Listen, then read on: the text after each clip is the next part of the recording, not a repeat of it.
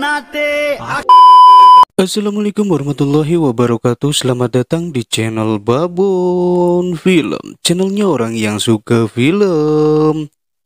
Oke teman-teman, kali ini saya akan mengulas alur cerita film Anate yang rilis pada tahun 2021. Film ini menceritakan tentang seorang pria polos yang sangat menyayangi adiknya. Dikarenakan ia hanya mempunyai adik satu-satunya. Kedua orang tuanya telah meninggal ketika ia masih kecil. Bahkan ibunya meninggal saat melahirkan adiknya. Yuk, simak sampai selesai, jangan di skip biar dapat kesan dari film ini.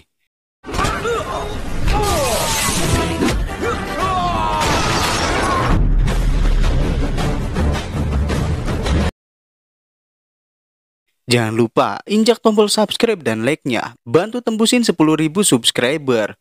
Yuk langsung aja kita gas kan mang.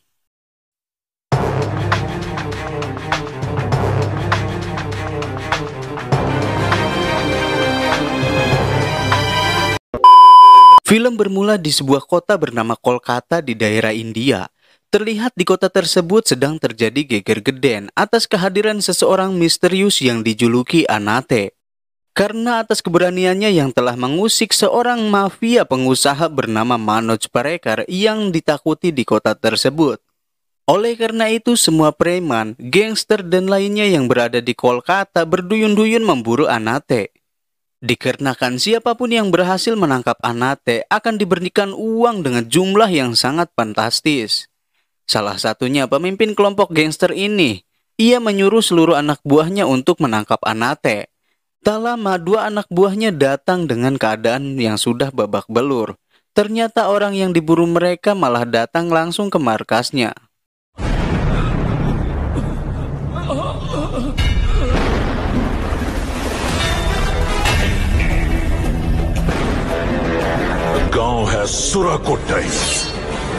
Lalu cerita flashback ke 6 bulan yang lalu di sebuah desa yang bernama Surakotai. Di sana terdapat seorang kepala desa yang bernama Kalian, alias orang-orang biasa memanggilnya Anate. Dia dikenal sebagai pemimpin yang baik hati dan kuat. Dia sudah biasa menghajar siapapun yang berbuat ulah, bahkan preman sekalipun ia hajar sampai kapok.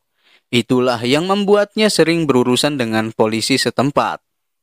Suatu hari Anate bersama sahabatnya bernama Pacakili mendatangi kantor polisi untuk menandatangani sebuah berkas. Buku yang akan ditandatanganinya sedang dipegang oleh kepala desa tetangga yang bernama Natudurai. Anate berkali-kali meminta buku itu agar diberikan kepadanya karena ia sedang terburu-buru. Akan tetapi Natudurai malah marah dan melempar buku tersebut. Setelahnya semua anak buah Natudurai hendak memukul Anate. Tapi yang terjadi justru sebaliknya, Anate lah yang menghajar mereka semua. Walau Natudurai adalah orang yang sangat kejam, tapi di mata Anate itu semua hanya butiran debu.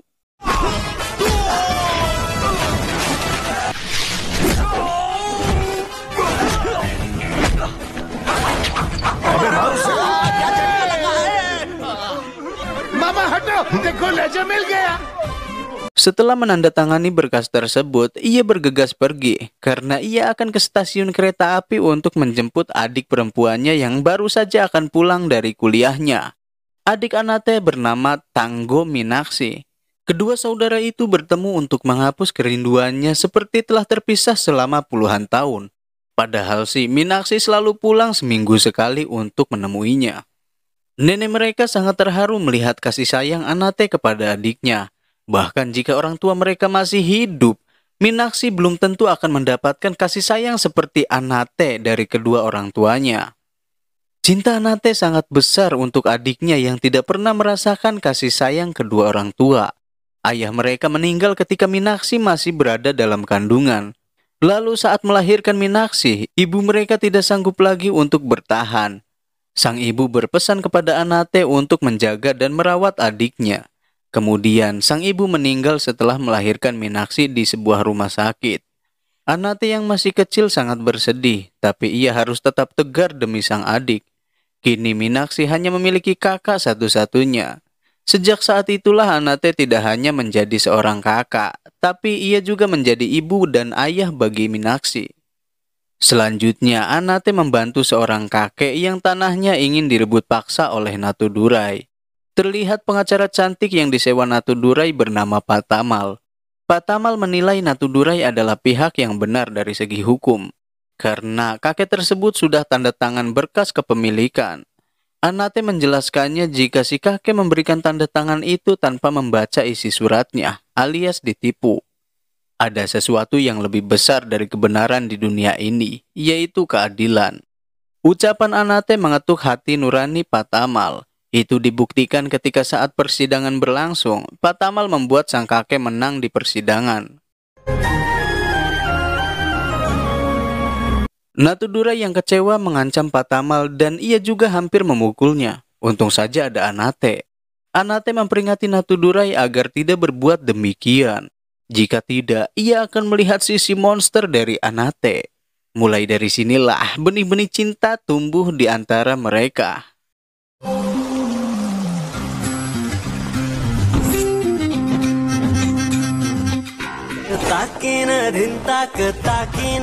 Kemudian diperlihatkan Anate yang sedang sibuk merayakan ulang tahun Minaksi. Acara itu seperti festival bagi semua penduduk.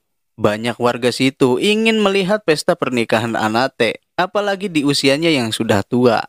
Pacakili saja sudah menikah dan memiliki 2 anak. Anate malah terpikir untuk menikahkan adiknya. Sudah saatnya Minaksi untuk menikah. Anate tidak memiliki syarat khusus untuk calon suami adiknya, asalkan rumahnya tidak jauh dari rumah Anate. Saya ingin selalu ada untuk adik saya, ucapnya. Minaksi menyerahkan sepenuhnya keputusan kepada kakaknya untuk calon suaminya. Karena apapun keputusan kakaknya adalah keputusan Minaksi juga. Lalu Anate mengajak Pacakili dan Patamal bertemu beberapa calon suami Minaksi. Namun tak ada satu orang pun yang berani menikahi Minaksi. Karena mereka semua takut kepada Anate. Aduh.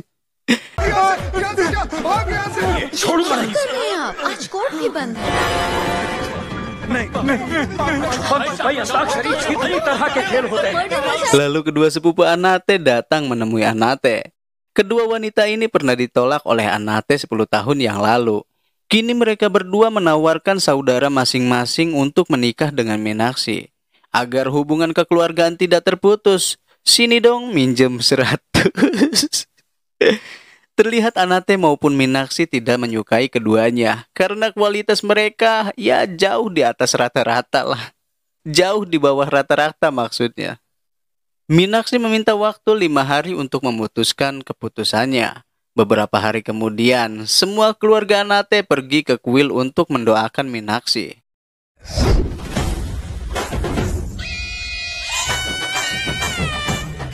Rupanya, lokasi kuil berada di desa yang dipimpin Natudurai. Saat itu juga, seluruh anak buah Natudurai menyerang Anate.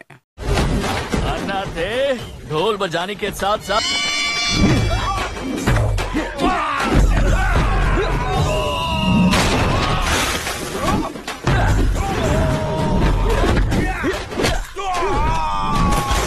Tapi seperti sebelumnya, Anate tidak terkalahkan. Natudurai juga dihajar oleh Anate di desanya sendiri.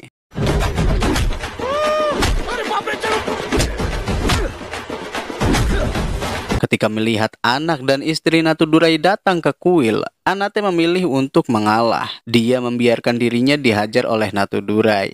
Meski jahat, Natudurai adalah pahlawan bagi keluarganya. Anate tidak ingin menghancurkan martabat dan kehormatan itu. Ucapan Anate membuat Natudurai tersadar dan merasa malu.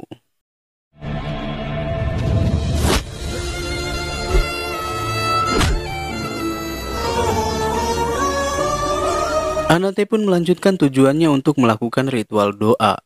Dia membuat pengorbanan dengan 8 tindikan di tubuhnya.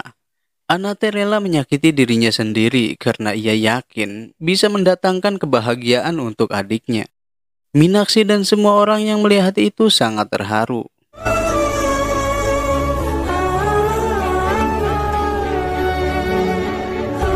Setelah pulang ke rumah, Anate dimarahi neneknya karena terlalu banyak membuat tindikan. Padahal biasanya Anate hanya membuat 4 tindikan saja.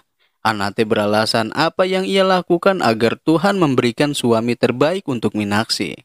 Anate memang bahagia Minaksi menikah, tapi di sisi lain Anate merasakan kesedihan yang sangat mendalam.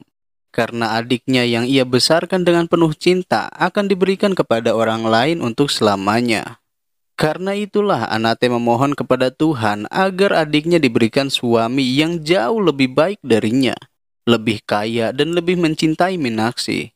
Banyak pria mungkin lebih kaya dari kakaknya, tapi tidak akan pernah ada yang bisa mencintai Minaksi melebihi kakaknya.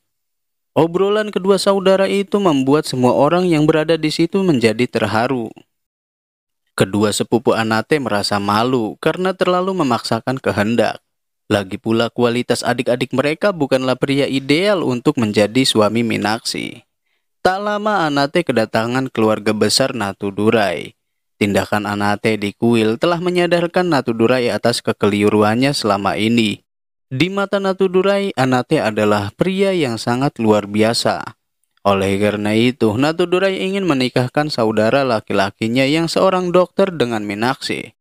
Awalnya beberapa keluarga Anate menolak, karena mereka khawatir jika Natudurai memiliki niat jahat untuk balas dendam. Akan tetapi, Anate percaya bahwa Natudurai benar-benar telah berubah, dan Anate juga menyetujui lamaran tersebut. Anate sangat bahagia jika Minaksi memiliki suami seorang dokter. Minaksi sendiri mengaku senang dengan lamaran itu. Acara pernikahan mulai dipersiapkan. Ulang tahun Minaksi saja sangat meriah, apalagi untuk acara pernikahannya. Anate menjadikan pernikahan Minaksi menjadi pernikahan termegah di desanya. Pada malam pernikahan, Anate menjadi orang yang paling sibuk. Ya, maklum saja, tamu undangannya sangat banyak. Mulai dari rakyat jelata, semua keluarga, hingga para pejabat negara diundang. Terlihat pihak pengantin laki-laki dalam perjalanan menuju rumah pengantin wanita. Di sini justru Anate dibuat heran dengan tingkah beberapa anggota keluarganya yang terlihat panik. Hal yang sama sekali tidak pernah ia duga terjadi di malam itu. Minaksi menghilang di kamarnya. Awalnya Anate tetap tenang, karena tidak mungkin juga adiknya pergi jauh. Tapi semua anggota keluarga sudah mencari Minaksi ke semua tempat dan hasilnya nihil. Anate ikut panik. Semua orang menduga Minaksi telah diculik oleh salah satu musuh Anate. Mendengar itu, neneknya menangis histeris. Minaksi terakhir kali dilihat oleh seorang anak kecil di luar rumah sekitar setengah jam yang lalu. Mendengar itu, Anate memerintahkan semua orang untuk mencari Minaksi. Karena bisa dipastikan Minaksi belum jauh dari sini. Minaksi harus ditemukan sebelum pengantin laki-laki tiba. Pencarian dilakukan dengan kekuatan penuh, bahkan polisi juga ikut dilibatkan. Sayangnya, Minaksi belum juga mereka temukan.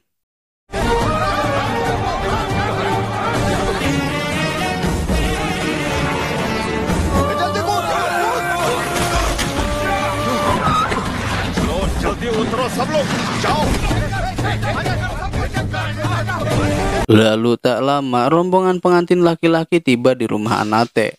Keluarga Anate langsung menuding Natudurai adalah orang di balik hilangnya Minaksi. Hampir saja Natudurai dihajar oleh keluarga Anate. Untung saja Anate mampu menenangkan keluarganya.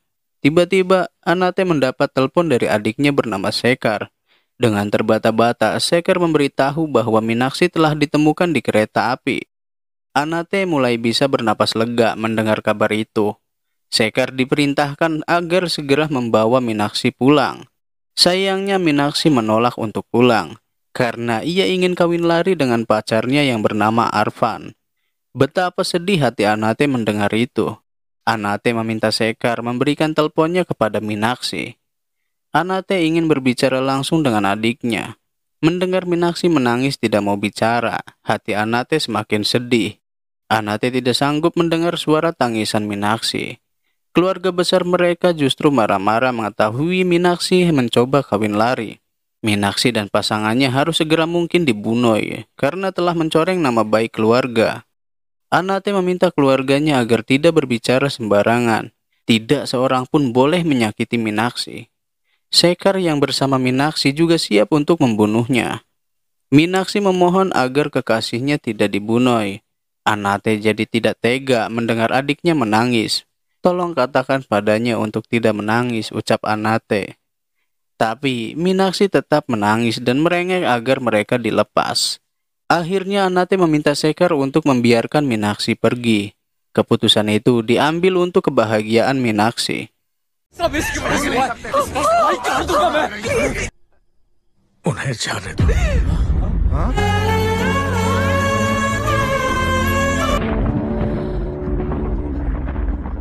Anate seperti menjadi mayat hidup. Dia bersujud meminta maaf kepada Natudurai.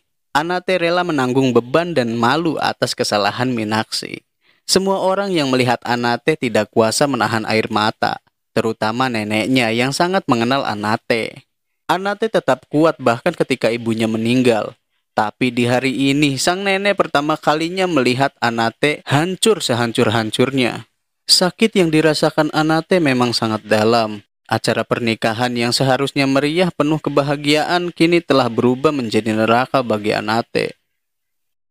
Setelah itu neneknya yang melihat Anate langsung menghampirinya. Sang nenek meminta maaf karena ternyata sang nenek sempat melihat Minakshi menangis pada malam sebelum pernikahan. Saat itulah Minakshi menceritakan masalahnya kepada sang nenek. Minakshi memiliki pacar saat kuliah dulu. Tapi demi kebahagiaan sang kakak, Minakshi rela melupakannya. Bagi Minakshi, kakaknya adalah orang yang paling utama. Masalahnya, Arpan mencoba bunuh diri setelah mengetahui Minakshi akan menikah dengan orang lain. Kini Arpan sedang dirawat di rumah sakit. Lalu sang nenek menemui Anate untuk membicarakan masalah tersebut. Tapi saat itu Anate sedang membanggakan kemegahan pernikahan Minakshi. Neneknya hanya bisa mengangguk dan menangis. Dalam hati sang nenek tidak mungkin masalah Minakshi dibicarakan dengan Anate yang sedang bahagia.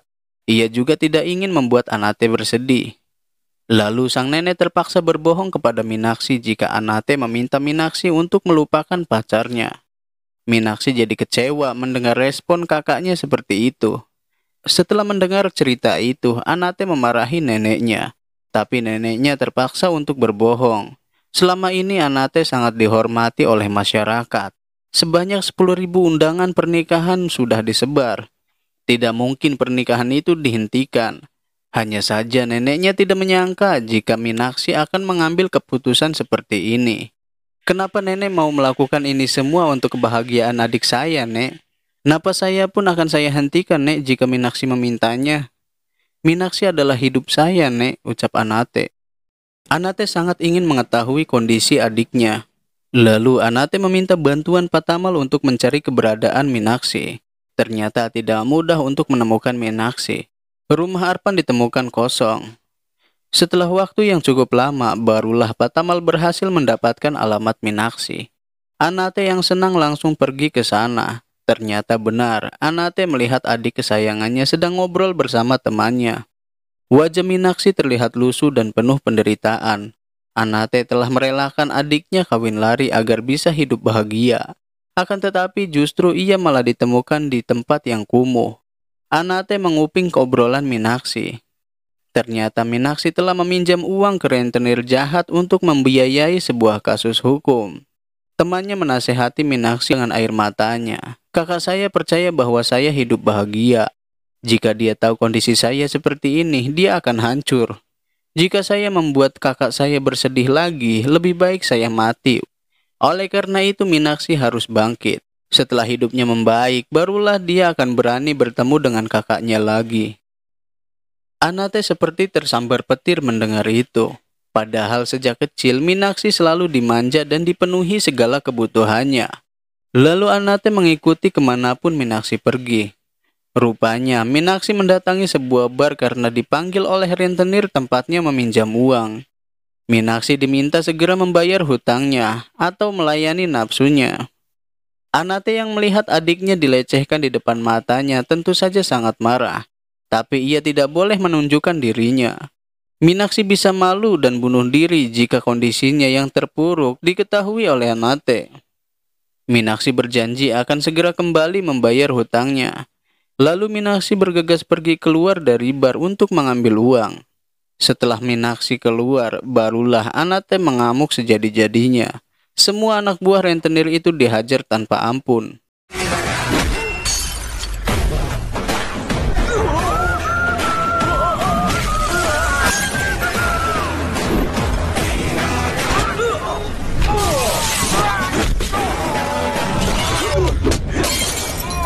Si rentenir yang telah melecehkan Minakshi menjadi sasaran utama.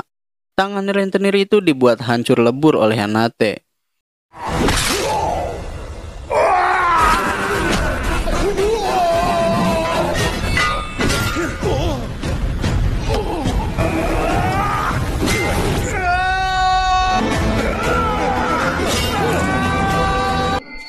Minakshi. Minakshi sendiri sedang pergi menjual gelangnya untuk membayar hutang. Saat kembali ke bar untuk menyerahkan uang tersebut, Minakshi kaget melihat situasi bar yang sudah hancur dan rentenir itu yang sudah terluka parah. Rentenir itu memintanya untuk segera pergi. Saat ingin pergi, tiba-tiba Minakshi merasakan kehadiran kakaknya. Tapi masa iya kakaknya yang sudah datang menghajar rentenir tersebut? Sepertinya tidak mungkin. Hanate terus mengamati sang adik dari kejauhan. Diketahui Minakshi tinggal di kontrakan kecil. Betapa pedihnya hati Hanate melihat penderitaan sang adik yang tidur kedinginan seorang diri. Di manakah suami Minakshi? Mengapa adiknya bisa hidup seperti ini? Hanate hanya bisa bersedih karena tidak kuasa menyaksikan penderitaan adiknya. Di pagi hari pemilik kontrakan memaksa Minakshi untuk mengosongkan rumah ini. Minakshi diantar pergi ke kontrakan baru yang jauh lebih bagus. Minakshi dalam kondisi tak berdaya hanya bisa patuh saja, dan ia disuruh tinggal dengan seorang wanita yang ternyata itu adalah Patamal. Kebetulan Minakshi tidak pernah bertemu dengan Patamal. Tentu saja semua ini terjadi sudah diatur oleh Hanate. Hanate juga tinggal di salah satu rumah kontrakan tersebut. Hanate ingin membantu adiknya bangkit dari keterpurukan tanpa harus memunculkan diri. Melalui Patamal, Hanate memastikan Minakshi bisa makan kenyang. Tiba-tiba, Minakshi merasa ketakutan ketika melihat seseorang yang mengawasinya dari luar. Minakshi benar-benar takut hingga mengalami demam. Melihat itu, Patamal keluar untuk membeli obat di apotek. Ketika dalam perjalanan pulang, sekelompok preman yang mengawasi Minakshi kini menyasar Patamal karena dianggap dekat dengan Minakshi.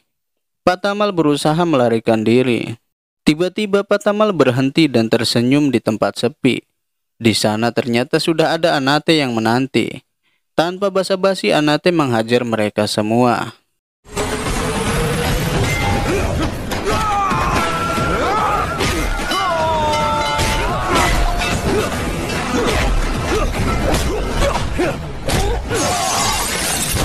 Hanate hanya ingin tahu siapa yang bertanggung jawab atas kondisi Minakshi seperti ini. Setelah menyiksa semua preman, barulah Hanate mengetahui apa yang menimpa adiknya. Ternyata Minakshi sempat menjalani hidup bahagia setelah menikah dengan Arfan. Keluarga Arfan yang kaya raya juga memperlakukan Minakshi dengan baik. Arfan dan Minakshi mulai menjalankan perusahaan baru. Kehidupan yang begitu indah itu berubah drastis dalam satu hari. Semuanya gara-gara seorang mafia penguasa Kolkata bernama Manoj Parekar. Minakshi dipaksa bermitra seperti puluhan perusahaan lainnya. Manoj menggunakan banyak perusahaan untuk mengubah uang hitam menjadi putih. Arfan dan Minakshi tidak setuju. Manoj justru berbicara kotor sehingga Minakshi ingin menamparnya. Sikap Minakshi membuat Manoj marah. Manoj bersumpah akan membuat Minakshi bertekuk lutut. Benar saja, di hari itu juga pabrik Minakshi mengalami kebakaran. Pengaruh Manoj membuat klaim asuransi perusahaan ditolak. Bahkan Arfan juga dijebak sehingga diseret ke kantor polisi. Minakshi dibuat tak berdaya. Polisi telah menjadi budak Manoj. Arfan juga disiksa oleh polisi hingga masuk rumah sakit. Tapi entah kenapa Arfan tidak ada di rumah sakit itu. Justru Arfan disebut telah meninggal. Untuk melihat mayat Arfan saja, Minakshi dibuat terlunta-lunta. Minakshi berlari ke sana kemari dengan isak tangis. Ternyata Manoj sengaja menyiksa batin Minakshi terlebih dahulu. Anak buah Manoj mengungkapkan Arfan belum meninggal. Meenakshi bisa melihat Arpan jika perusahaannya diserahkan kepada Manoj. Tanpa pikir apapun, Meenakshi menemui Manoj untuk menyerahkan perusahaannya. Ternyata di sana ada Arpan yang sedang disiksa. Meenakshi dipersilahkan meminta bantuan kepada siapapun untuk mengeluarkan suaminya dari penjara. Tapi sayangnya semua orang yang membantu Meenakshi dibunuh, bahkan termasuk orang tua Arpan juga. Kini Anate yang sudah mengetahui masalah adiknya, Anate bersumpah akan mengembalikan kebahagiaan Meenakshi. Orang yang telah membuat Meenakshi seperti ini harus dihukum seberat-beratnya. Manoj memang memiliki kekuatan uang dan jaringan. Tapi jangan pernah membuat adik saya seperti ini. Ketika Anate sudah marah, tidak ada yang bisa mengendalikannya. Langkah pertama, Anate menggantung anak buah Manoj yang sudah dikalahkan untuk menciptakan teror kepadanya. Orang-orang kepercayaan Anate juga di desa dipanggil untuk ke Kolkata. Kemudian Anate menelpon Manoj dengan penuh percaya diri. Anate bersumpah akan membuat Manoj merasakan kematian setiap waktu. Manoj menantang Anate untuk tidak berani hanya lewat telepon. Anate justru menantang balik. Anate memastikan tidak takut sedikit pun dengan nama besar Manoj. "Lihat keluar, saya ada di sini," ucap Anate. Ternyata sejak tadi Anate berada di tempat Manoj sebagai tanda peperangan dimulai. Lalu Anate menghancurkan beberapa mobil milik perusahaan Manoj.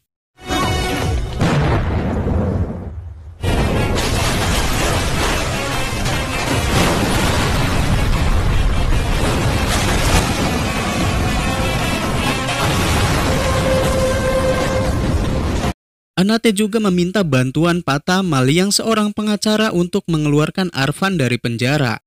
Patamal berhasil meyakinkan Meenakshi agar berani melawan Manoj. Meenakshi menduga Patamal ada kaitannya dengan kakaknya.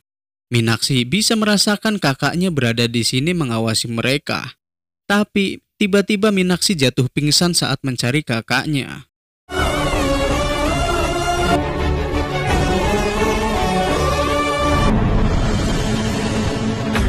Setelah diperiksa, rupanya Meenakshi sedang hamil. Senyum Meenakshi terlihat, tapi hanya sebentar dan berubah jadi pilu. Padahal Anate yang berada di balik pintu sangat bahagia dengan kabar kehamilan Meenakshi. Kesedihan Meenakshi karena dia mengingat kakaknya. Andai saja kakaknya di sini untuk menemani di saat-saat seperti ini. Meenakshi pasti akan sangat bahagia meski tanpa kehadiran suami. Di sisi lain, Manoj terus mencari keberadaan Anate. Semua penjahat di Kolkata diperintahkan untuk menangkapnya. Padahal sih, Anate tidak pernah bersembunyi. Malah sebaliknya, Anate lah yang memburu seluruh jaringan Manoj untuk dihabisi.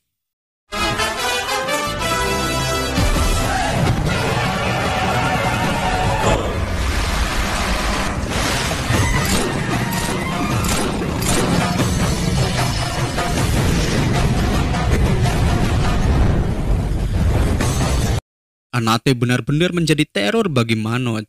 Anate telah mengirim pesan kematian kepada anak buahnya. Setiap orang diberikan kesempatan untuk membunuh Manoj. Kini Manoj dan anak buahnya sendiri saling tembak. Aduh, kasihan banget ya. Manoj yang selama ini dikenal kejam, kini lari tunggang langgang untuk menyelamatkan diri.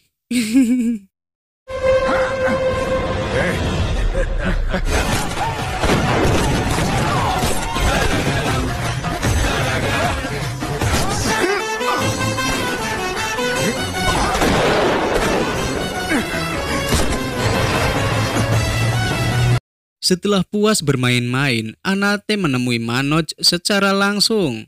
Manoj dihajar dan disiksa. Kesalahan terbesar Manoj adalah telah mengganggu dan menghancurkan kehidupan adiknya yang sangat dicintai.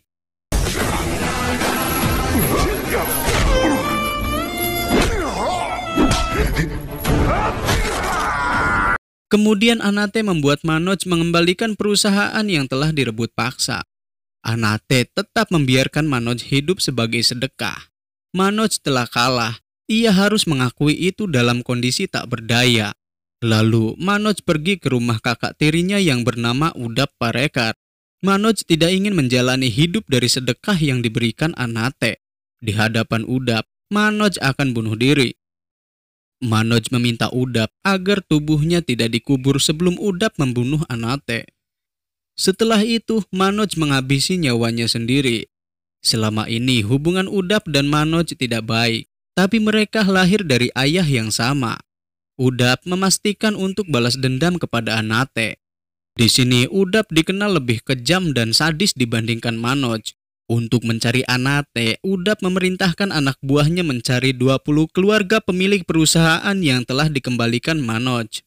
Udap yakin Anate adalah salah satu dari mereka.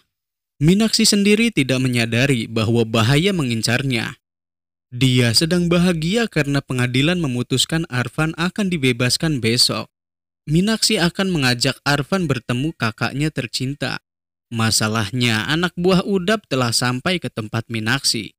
Namun mereka hanya menemukan Anate yang sudah siap menghabisi mereka.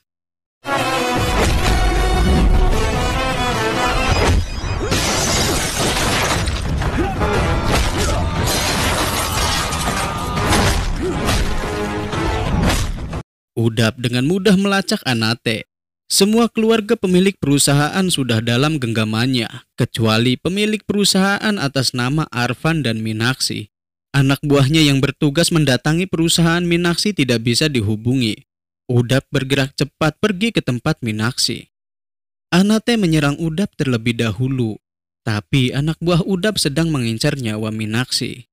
Anate meminta Patamal membawa Meenakshi pergi jauh. Para penjahat terus mengejar mereka.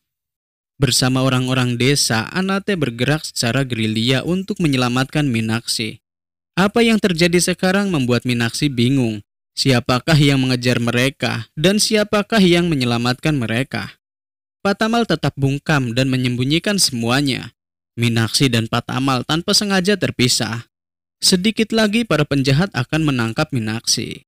Anate muncul sebagai penyelamat tanpa menunjukkan diri di hadapan Meenakshi.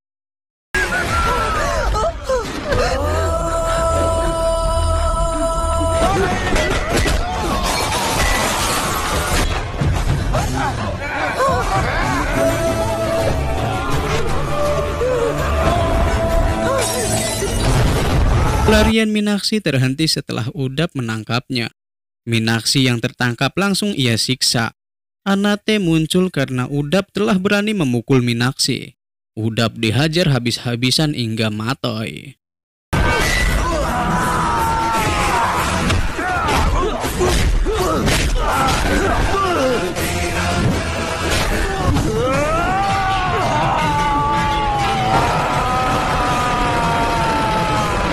Meenakshi sangat penasaran siapa yang selalu melindunginya.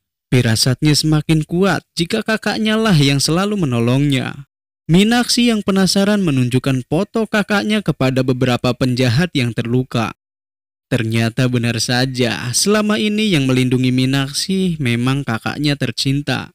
Meenakshi menangis mengetahui kakaknya yang memberikan perlindungan selama ini secara diam-diam. Sejak Meenakshi kecil, kakaknya memang selalu menjadi pahlawan baginya. "Kakak, saya tahu kakak ada di sini. Tolong keluar, Kak. Saya sangat ingin melihatmu," ucap Meenakshi. Lalu Anate muncul di hadapan Meenakshi. Meenakshi sangat bahagia melihat kakak tercintanya ada di depan mata. Air mata kebahagiaan mengalir begitu saja. Anate juga menangis haru. Meenakshi meminta maaf atas kesalahan besar yang ia lakukan. Anate mengaku tidak pernah membenci adiknya sama sekali. Justru Anate yang merasa bersalah atas semua yang terjadi. "Dulu saat pertama kali Meenakshi head, kamu berlari ke arah saya. Tapi saat jatuh cinta, kenapa kamu malu memberitahu saya? Apapun yang terjadi, cinta dan kasih sayang saya akan selalu sama," ucap Anate untuk mengakhiri semua ini. Termasuk filmnya. Hehehe. Terima kasih buat yang sudah menonton video ini sampai selesai. Arigatou gozaimasu. Sayonara.